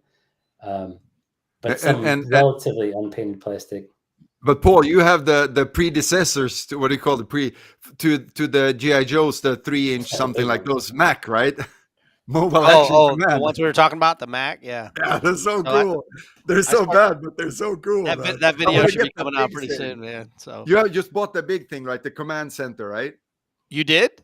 No, you did, didn't you? Oh yeah, dude, I bought 2 of them because I had to get parts from one and parts from another. To Oh, build there's it. one Yeah. in Germany for like $300 or something like that. I can't afford it, but I really want it. It's so I paid bad. about but it's so $100 good. each for these. I really Do- love shitty toys. You know, guys know I Blue do Box? too. I do too. Hong I do Kong? too. Hong Oh yeah, Kong? that's yeah, awesome. Closer. What is that? That box is Box. awesome. Oh wow, it's a Whoa. missile. Yeah. Hong Kong. No, and the cool thing, I bought this because I still have the missile truck busted, and I have this little whatever vehicle that is, and I have the half track. I still have those from when I was a kid. Really? That's sick. Wow. Yeah, And so there's this nothing was on the like- back. There's no back. That's how you know it's like a cheap toy. There's nothing Cheap printed on the knockoff, back. yeah. Yeah, Yeah. no, yeah, and like this one as well. Ooh. That's really cool too. Cowboys. Yeah, I like that, and because Are they swap-its? no, they're like Hong Kong copies or whatever they can get a hold of. Oh. You know, Gene Huffler, whatever it's called, and swap bets, and Gene they just Hoffler swap made it their own everything, and though. Blue They Box did made nothing of originals. their own. They did the originals. Gene Hoffler. No, I did mean, some but I mean amazing Blue Box. guys. Blue Box never did. No. So it's a Hong Kong company that I really like, and I had because these were in mail order catalogs when I was a kid. So I got some stuff like the big parking garage and stuff like that, and a farm that I managed to find. This one is also a cool thing I found. It's also like a Hong Kong. Just everybody in Hong Kong made this like a missile launcher thing that totally sucks. Right. It's plastic. Yeah, it's really. shit, but See, I would it's love just- to paint something like that, but I Yeah. wouldn't want to paint it out of the box. Like I would like to find that at a yard sale, Uh-huh. Pay a buck dinged for up it. and fix it up, gross. Yeah. exactly. And then paint that up Yeah. to look cool. That's where I'm really looking for. Like now Yeah. it's the Chris- summer, so I need to get out and do some yard selling. Jerry, what are your favorite Airfix vehicles released from the series, the 132 series? 132nd Collect scale. them? Well, there was only 3, right? Or no? Is there more? No way. No, I There's mean, at there was least half a dozen. World War II, you mean, or Yeah, World War II. Actually, all of the vehicles that they made, even if it goes into modern. Oh. oh, I don't have the 132nd scale models, but for the ready-made, there was only really the Cromwell, the Hanomag, and they did the Panzer IV as well, and the Daimler Scout car. For They did the Desert. Sherman. car. The Sherman. Yeah, but the Sherman was never released by Airfix. But it was made by Airfix. Yeah, yeah. But Airfix folded up, so technically Sure. it's Airfix. No, but the Hanomag, the half track, is by far it's outer space good. It's a version of the Hanomag that neither 21st Century Toys or Forces of Valors have done. It's a different version of the Do you think it's Hanomag. to scale? Do you think it's 136? Oh, yes, it is. It is? Oh. Yeah. Oh, yeah. I don't have a clue. I just think it's cool. I just like playing around with it. Yeah. I'm making I don't know if you've seen. I made a few videos where I set up on this table. It's 150 by 150 centimeters for you Americans. You can, what's I don't that know in what bananas? it is. What's that in bananas? So what? How many? I is don't that? know what I don't know what that is. If it's not 3 in by inches. 3 feet, maybe something like that. Okay. No, it's more than inches. that. It's 4. Yeah. Anyway, so but I'm gonna do one. I have a. It's called bull. The French thing where you throw the little stone and then some big ones, and it's a court that's made out of sand, right? So it's has a border in wood, so it looks almost like a big ass board game in sand, like a huge sandbox, but structured. So there, I'm going to set up a huge outdoor thing whenever I get around to doing it. Awesome. But Huh. what were we talking about? I forgot. The We're tanks. talking about the Your Hanomag next video. vehicles. Your next video. So what? You said that was going to be your next video. Nah, not that next video. It's going to take some time, but no, but it's just Christian. cool with all the big vehicles and everything. How Christian asked you often about do the you Airfix video. Jerry, how often do you release a video these days? It I don't looked to me like it was once every couple months, kind of like me. No, for a while I did twice a week before I got monetized. I did like Me an too. opening package on Tuesdays, and I did like a Toy Soldier review. I don't. It's not really reviews on Fridays, and that's when it kind of took off. And then I just realized it's not sustainable, and it started to be not so much fun. Yeah. So I it's not- started it's just not- maybe yeah. once a week, and then once every other week. I'm just when I feel like it these days. So, like what? Once every couple months, roughly? No, 2 or 3 times a month. Oh, that's pretty good. Yeah, but my videos are much simpler to make than yours. So Yeah. Yeah. I'd like to do a supplementary once a month, like I'm going to do this month, and then a big real episode once every 2 months. So once yeah, a- 'cause- yeah, I don't know what's more preferable to YouTube, and I try to, you watch these YouTubers, they say you have to do this, you have to do that, and no matter what I do, it just seemed kind of random to me. I don't know why some videos take off and some don't, and I think I did a really good job with the video, I think, and nothing happens. Yeah, that's happened to me. I would rather have 2,500 true fans who are real toy soldier people than I would 10,000 people where most of them aren't real fans and they don't watch all the time. Yeah. Like you get a good idea of your real fan base within the first week when you put a new video up. You see how high it rises up. Sure. Because those people care within the first day or two. Like within the first day or two, like I'll get like 1,000 or 1,500 because that knows that people really care about what you're doing. My show is for the real toy soldier collectors. Oh, yeah, of course, yeah. I don't care. Like, it would be nice to have 1 million people, but I say make the show for the real core. That's me. Yeah, I just make it. I guess I just make the videos to have fun because I think it's fun to share, and I think it's fun when I get the comments like, early on I got a comment about a guy. He said he hadn't thought about his brother for like 20 years, and then he saw my video and he started, the whole Saturday evening he sat thinking about his brothers and the toy soldiers they play with, and I kind of that's stuff like that. Yeah, I get a lot of comments like that. It doesn't matter that the one I did now with the 20 little weird things about Airfix, which is a little bit more fun, a little bit different video from me. I got still a lot of comments like that on that video as well. So there's a lot of people out there that are not hardcore collectors, but they still. I mean, we all grew. I did some kind of this is fun. I wanted to see because we were having a discussion at work. It's like, oh, your YouTube channel is never going to take off. You're stupid. Why don't you do something that's more popular? And I said, listen, if you take Europe and you take the US and you take all the men between 40 and death, I think I counted like 150 million people or something like that. Yeah. And all of those guys played with toy soldiers. That's it. There's very few that didn't. Yeah, it's why at the end of all my videos, I say, share this with your dad. Because I feel like if young people see it, their dads are probably my age or older, and they'll appreciate it for sure. But and you're kind of young, James. How old are you right now? 39. That's on the younger end. Yeah, I mean, grew up. So I'm trying to cross-pollinate a little bit with my love for movies and music for sure, trying to get like a wider audience and just trying to catch like a general creativity net, people who might find it novel or like interesting and like might want to subscribe and rewatch or something. But I don't have like anything to sell anybody as of right now. So there's nothing to like get people, like can't direct them to a website to like buy painted miniatures. Like, so these are things that I'm thinking about for the growth of it. Cause I do it a lot more than I do my full-time gig now. Cause I'm a graphic designer. I've done that for the past almost 20 years now. And I do a lot of branding. So I think one of the first things I ever mentioned to Jerry was that I was concerned that Airfix might ding you for your stuff that you were selling. Because I was like worried for you because I had gotten in trouble before with some things that were copyrighted, not like big trouble, but people called me out on it. And I remember thinking about that with Jerry. And as from like a brand perspective, I was thinking of, well, because he was posting. I was making T-shirts with the Airfix logo and one of the officers on them. Yeah, but then I was like, well, they probably aren't that litigious. Yeah, it's not worth it for them to go after you, right? But and also someone like Disney. It's not a product that they sell. They have a T-shirt, I think, on their website, which is one of the newer logos. No one's going to buy it.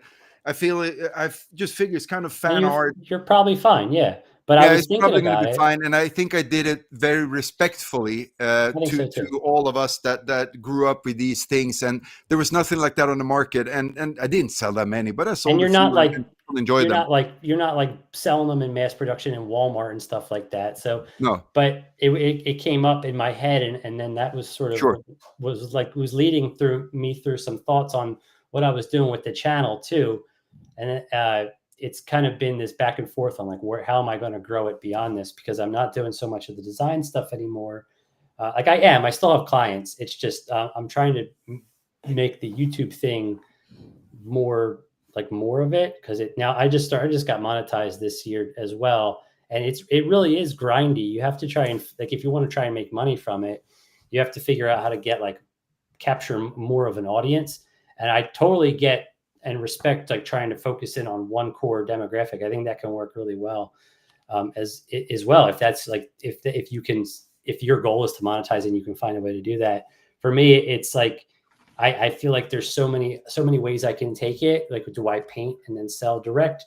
I don't want to take on commissions, because I don't want it just to be all about painting, because then, like, I don't have time to do other things. But there's similar things to explore. There's a lot, like, there's the Patreon, there's channel memberships, tutorial, like paid tutorials. There's all kinds of stuff. And as I kind of, like, grow, people keep asking me for more things, and I just keep focusing on those. But in my mind, in the back of my head, I'm always like, what is, like, going to get me to a place where I don't have to take so much freelance work anymore? I can just, like, play with toy soldiers and paint all day. That would be, like, I have, like, a 5-year vision for this that I'm kind of building towards. We'll see where we're at. I figured I didn't, I mean, with the YouTube, I had a plan that I was hoping that if I do this well enough, I could get monetized within a year. It took 6 months. Yeah. But I realized where the channel is supposed to go is actually the people watching tell me that. Yeah. And it's really simple. People, I started from the beginning, Sarah, like, I almost have Swedish there. And I was like, well, this is the Airfix US infantry. And it was kind of like, I had my first video. I took some of them down. I actually took down like 20 videos of the first ones. And I didn't show my face at all. And then I did something. I figured I was going to unpack something. And a bunch of people said, whoa, you're so enthusiastic and so much fun to watch. And I realized if I'm just me, people seem to like it, I guess, because I get really excited about all these. Yeah, stories. it does. It comes through. It really does. I love watching your stuff for that reason. Yeah. So I figured, and then I figured, and then people was, they were liking when I was unpacking things. I did a little bit different with the toy soldier videos, what kind of cemented it for me was all the comments from people that are not collectors saying that it just started a process, with the nostalgia in psychology, was thought to be like a illness a couple of 100 years ago. Now it's actually very important, for it's a part of psychology where you can go back to a previous time and you realize you only take the good parts. Anybody that did military service here in Sweden, which was compulsory, it sucked being there for like 10 months, but then 10 years later, everybody's, remember that thing was so much fun and we're shooting this and we're getting drunk. Yes. And that's nostalgia. The brain sorts out all the bad stuff, leaves the good stuff. And it kind of shows you that even if today sucks, this general, what's happening right now is you're going to look upon it in a different way.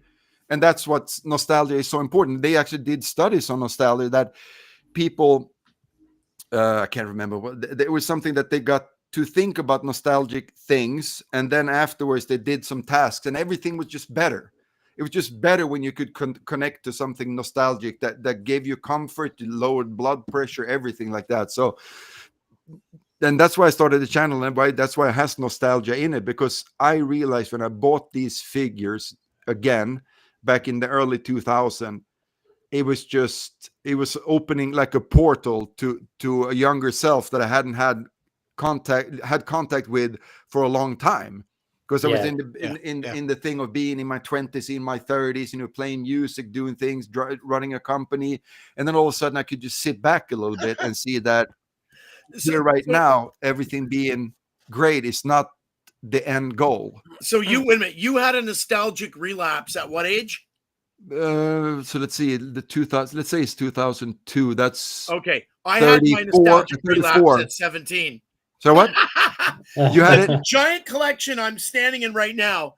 I had my nostalgic relapse at 17. We played with toy soldiers our whole lives, and then during the teenage years, I sort of got away from it. And then on my 17th birthday, I said, that's it. I'm going to go to a Leisure World and start buying the Matchbox figure sets. And I've got the German infantry and the U.S. infantry. And I still have those figures to this very day, but it all grew from there. But so my nostalgia started much earlier. Okay, yeah, I did. I had a connection back then when I stopped playing with toy soldiers. They were sitting around, and then at, like, say 13, 14, 15, I started doing some mod. I mean, it was early 80s, right? So there wasn't really internet and stuff to do. So at that age, I mean, I read a lot of books, but I built a lot of scale models. And then, of course, I pulled out all the old Airfix stuff as well, and started painting those. And then I actually discovered things that I had from when I was a kid, I thought, which is actually from like the late 80s or something like that. So that means, and I think I had some kind of a little thing going there with not nostalgia, but always having that connection to those childhood toy soldiers that I'm going to buy these and paint them. I never ended up painting them, but I bought them, and there was some reason that I bought them that I don't know. But I guess that kind of crystallized or went clear when I started collecting then at about age 34, something like that. I never had a toy latency period. Never. That's really good.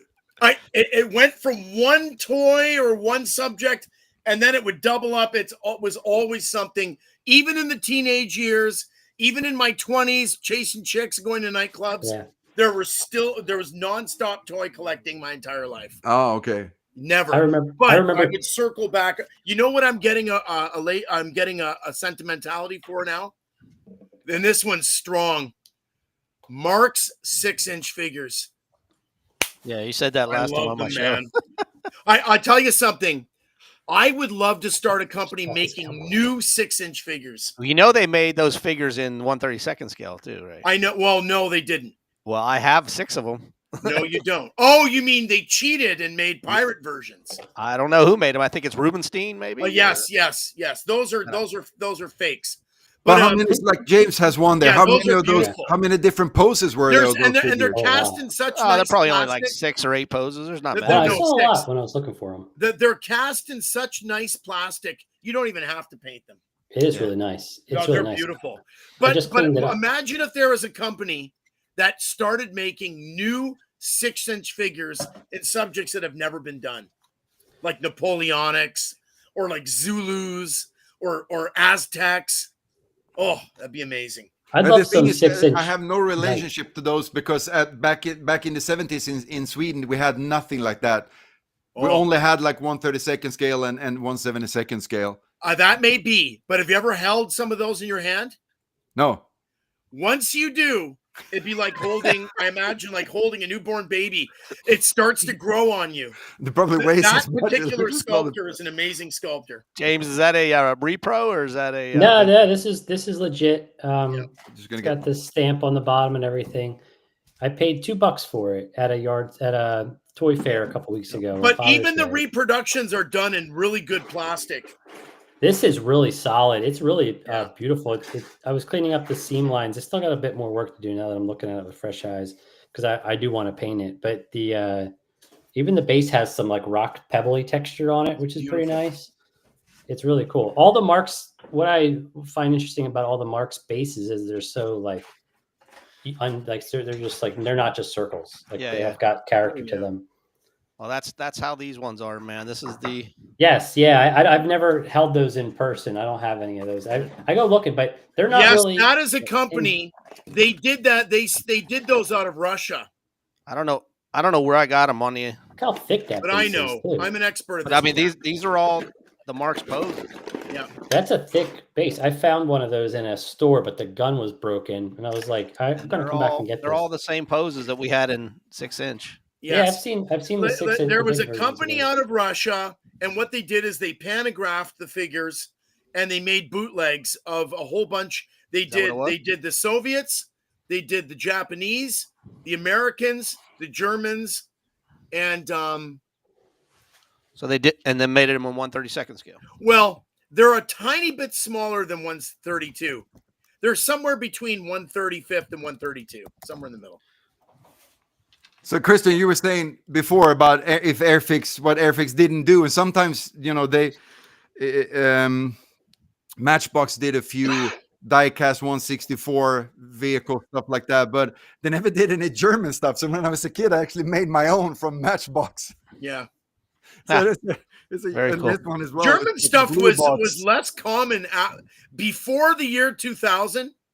German stuff was always, they would always come out with like 5 sets of Allied stuff and like 1 or 2 sets of German stuff, always. Yeah. So it made the focus of German stuff. Everyone wanted the German cool. stuff more. This is in arts and crafts. When I was about 11 or 12 in school, we got to use clay, and of Yeah. course I had to make military That's vehicles, awesome. and I still have, and all the barrels are gone. But I made wow. this in Pretty arts class in school. My teacher wasn't happy, and I'm glad my mom kept these. That's really I think nice. you're pretty good. That's awesome. Pretty fun. Hey, Jerry, I got to ask you, is there any holy grail that you're looking for still? I know you said you're not really buying much, but is there anything in the Airfix world or Matchbox world that you're looking for that you don't have? Well, I've seen a few Brian Knight original artwork for sale. You know, he did all the boxes, all the Oh, classic. that would be really cool. That would be awesome. Yeah, that would be like kind of a thing. Because I was going to make a video on collecting as well, because people keep commenting, oh, it's such a great collection. But I mean, what is a great collection? I think a great collection could be one Airfix catalog, right? A couple of sets. Maybe you have this one and one 32nd scale you had as a kid that you really like. You have those on the shelf and a few figures. And that's a great collection. I think people come over and they go like, oh, I remember these. You don't have to have like 2,000 boxes for people to think it's fun and interesting. And again, you know, to get that connection, start talking about being a kid. Yeah. So yeah, the Holy the Grail. conversation Yeah, it piece. would be some kind of original artwork like that. And that's probably one of those things that if I ever sold a collection, I would keep that and just a few boxes and a few figures that were really special to me. Nice. Hey, I know we're well over our hour mark. We're at an hour and a half, but I think we could do this all night or all day, wherever you're at. We got to do this more. Sorry, I had to. That coffee caught up to me. Anyway, there's something I always wanted to do, and I may do it one day. Like, for example, you know your favorite piece of box art? Uh-huh.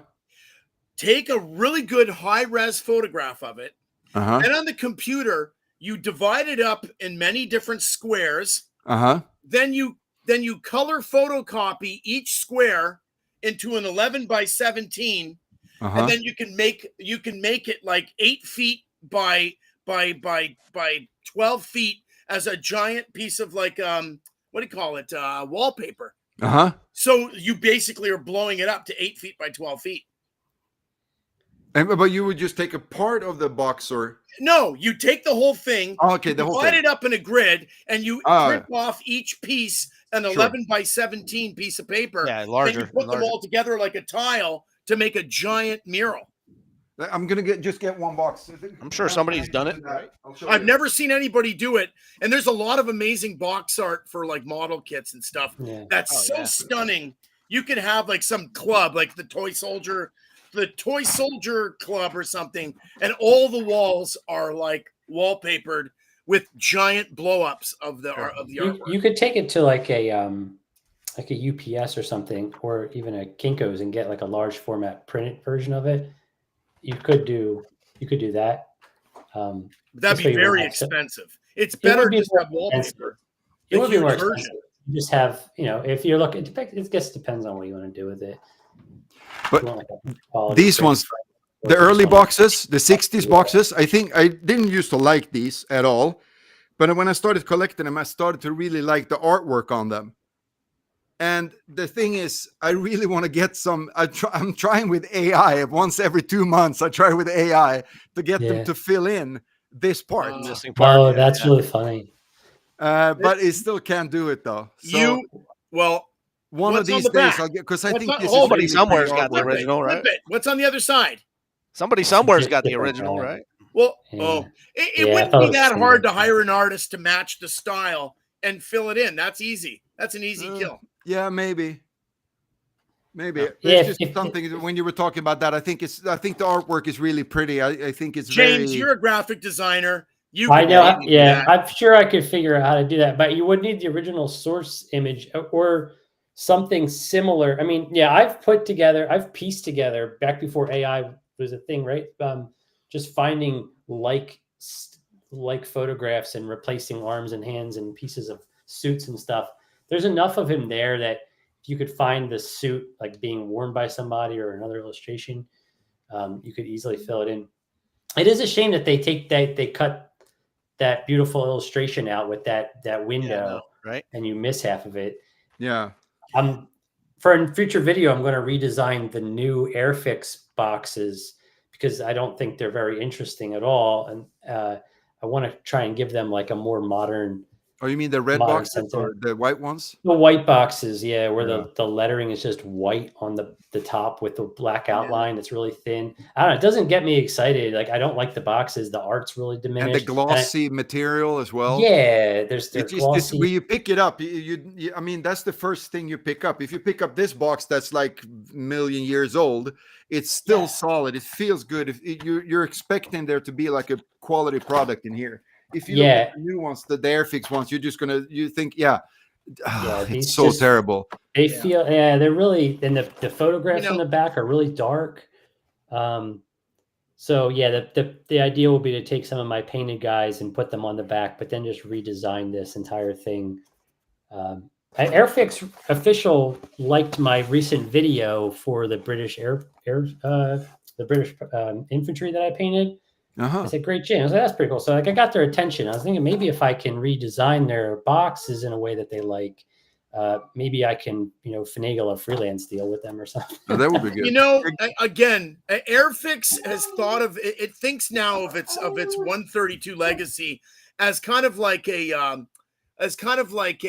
distant child, like what's it called when you have a kid that's no longer part of the family anymore, but they still keep in contact. And it's like they don't give it any love. If I was in charge of the 132, I think I could regenerate the excitement for it, play a few tricks, re-release the sets with one or two poses from the 172nd blown up. Like you could regenerate that, and all the collectors would happily buy them again. Do them in nice colors and work on it a little bit. But they're lazy and they're complacent. Just that it kind of pisses me off a little bit, that vintage classic thing they put. It's just like an afterthought. Let's call it that, because you could do something. You could do like an homage to the old boxes somehow, and you can. I think, and the thing is, are they meant for the scale modelers? I mean, they don't have any toys anymore. So they're making them in hard plastic, which makes them better. They're caught in limbo. They don't know what to do with it. No. And that is why they're doing it in hard plastic. Because you can paint them easier, and also you can convert them. You can cut them and re-glue them and stuff like that.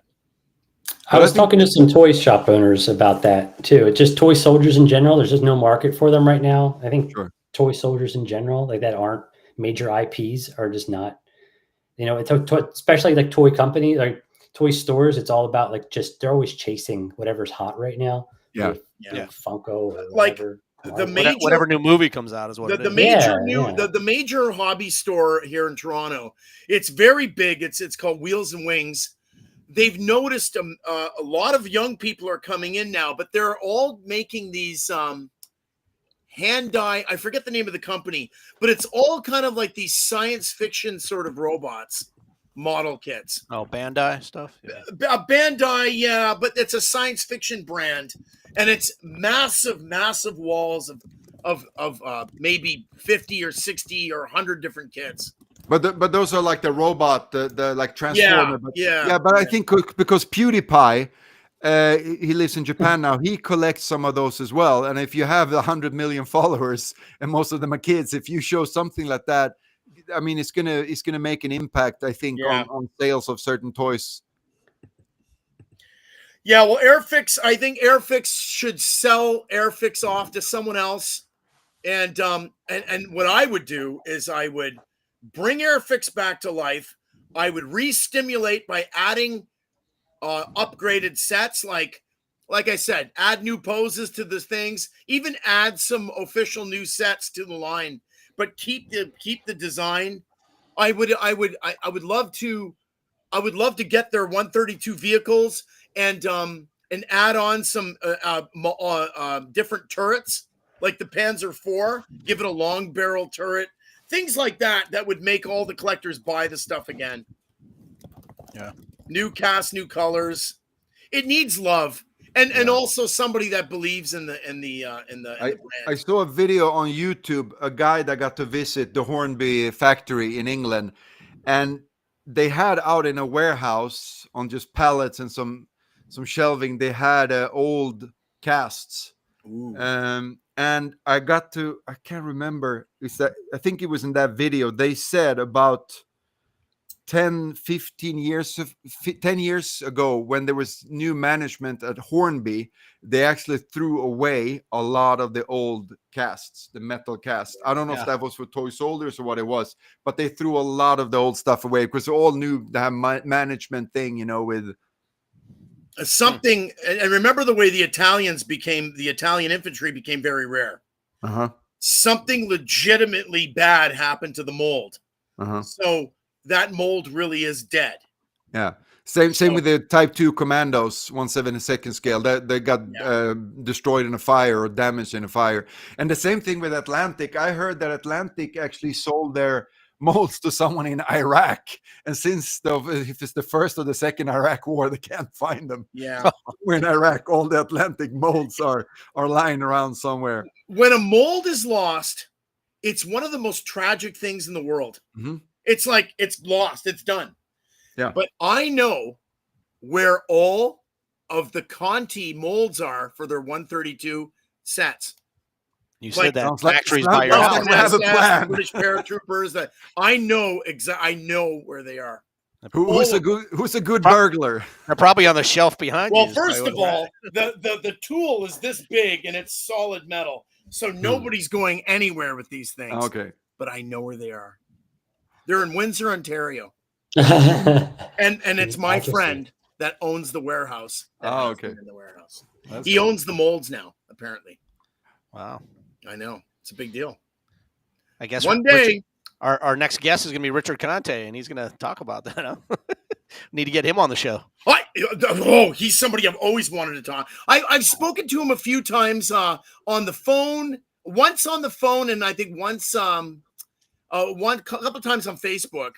But man, like he's one of my toy soldier heroes. He's a pretty elusive guy, man. So yeah. Hey Jerry, I know we're way over our hour mark that I promised you, man. So I'm gonna get that check. I'm gonna get the check in the mail to you. I don't know when it's gonna arrive, but thanks for coming on my show. Yeah. No problem. It's been fun. Before I let everybody go, I always ask my special guest one question at the end. So hopefully you can play along with this. Give us one good childhood memory of playing with your toys, and it doesn't have to be toy soldiers. Maybe a favorite Christmas, birthday, playing with your friends in a sandbox, whatever it is. Leave us with one good childhood memory playing with your toys. Do you mean me? Yeah, anything that sticks out. Anything you remember. I didn't get to buy all that many.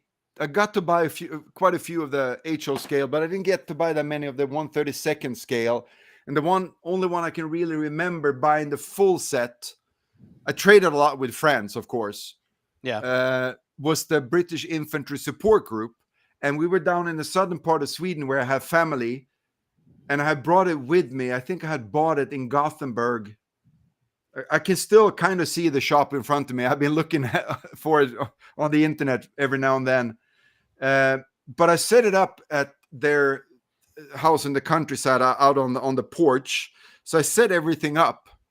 And we were supposed to go to bed or something. And I figured I could just leave it out there. The next morning, all the accessories were gone. All the machine guns, mortars, everything. I don't know if the figures are still there, but all the accessories were gone.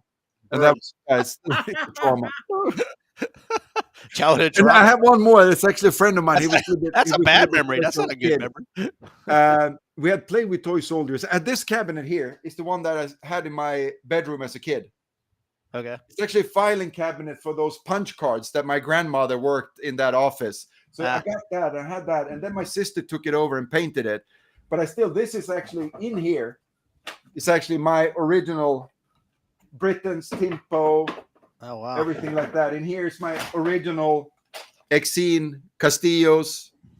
That's so So a cool. few of these, but so I have my toy soldiers in this cabinet, right? And we had played and we had dinner.